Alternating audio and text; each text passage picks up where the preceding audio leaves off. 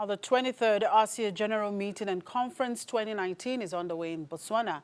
The annual ASEA Conference is the flagship conference for the African Securities Exchanges Association, and it provides a platform for African exchanges, policymakers, global investors, issuers, and intermediaries to connect and develop their knowledge, build viable networks, explore emerging trends as they relate to the capital market, and map out actionable initiatives that will drive the sustainable development of African financial markets. Well, this year's theme is Building Resilient African Capital Markets. And joining us from the venue of the summit in Botswana is the CEO of Nigerian Stock Exchange, Mr. Oscar Onyeama. Good afternoon, Mr. Onyeama. Thank you for coming through to us, all the way from Botswana. Good afternoon. All right, the ASEA conference brings together key stakeholders to discuss critical issues facing capital markets in the African region. What do you consider the most pressing issues? Well, we believe that liquidity is high on the agenda, lack of deep liquid markets. The drought that we're seeing in IPOs, not only in African exchanges, but across the exchange world globally. Challenges that African exchanges are experiencing in their various economies as the global economy heads towards what some people have predicted to be a slowdown. Okay, what are some of the measures that you think that need to be put in place to address some of these issues? So when you look at liquidity, I think liquidity is really indicative of the level of sophistication of the various financial markets and the level of development and growth in the various economies. So one of exchanges and thereby create opportunities for cross-border trading and access for investors to be able to access companies that are listed in other exchanges outside of their domestic exchange. We think that might help. There is an active project that is going on that is called the Africa Exchange Linkage project. Deployment of technology and digitization is something that a lot of the African exchanges are doing. Partnerships, similar to what we did with the London Stock Exchange, where we have an agreement to jointly list African companies that are looking for international funding.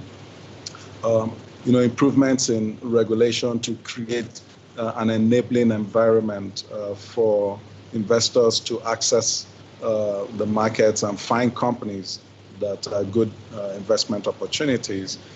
Innovation, there is a lot of effort, to support the fintechs to give access to various asset classes, including Bitcoin, on exchange platforms. Those are just some of the things that we're seeing across the continent as people look to provide solutions to some of the big problems of our times. All right, Mr. Onyeama, you talked about the African Exchanges Linkage project. Of course, that project received a grant to support ASEA to implement the project's pilot phase. What is the current status of the project, and how soon do we expect to see cross-border trades via the linkage?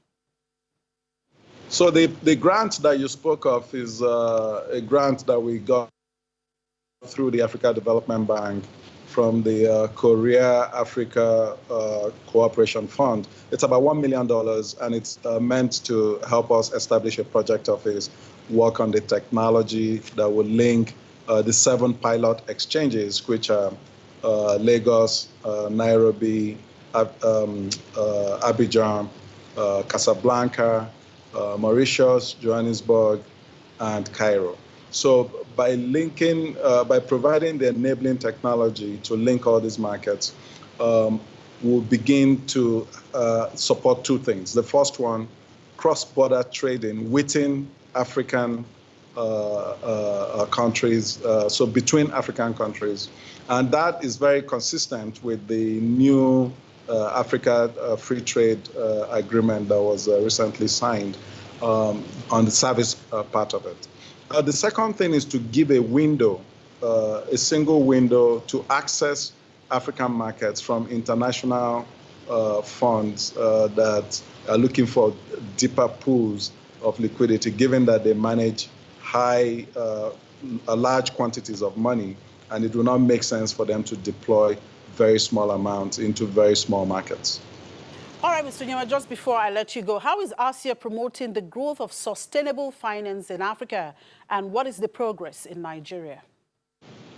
So ASEA has a working group, this sustainability working group that is surveying the whole continent and taking best practices and reducing it into a report that supports enhanced disclosures around ESG activities, sustainability reporting in the various markets, and best practices and capacity building. So there's a lot that ASEA is doing to support, sustainability and the SDGs generally on the continent. The last thing I would say is that they're also supporting exchanges that are looking to build products, sustainability compliant products such as green bonds, sustainability indices, and funds that are tradable that are really geared towards sustainable projects. Right. Thank you very much for your time, Mr. Oscar Onyema, and enjoy your stay in Botswana. Oscar Onyema is the CEO of Nigerian Stock Exchange. And Zimbabwe will force importers to declare sources of foreign currency, and those who fail to prove they obtained the money from banks will forfeit their goods to the state. The Deputy Finance Minister Clemens Chidua said the directive was meant to tame the black market for dollars. Shortages of foreign currency, fuel and electricity are characterizing Zimbabwe's worst economic crisis in a decade and have dashed hopes the economy might recover under President Emmerson Mnangagwa, who took over from Robert Mugabe in 2017. Chidua says demand for foreign exchange is still high, even after the government ended a decade of dollarization in June in a major step towards fully restoring its domestic currency. According to him, the practice by local businesses of indexing prices to the US dollar was driving up inflation, which economists say reached 440% in October. And that's it on the program for today. Thank you for watching. I'm Chimezie Obi Iwago.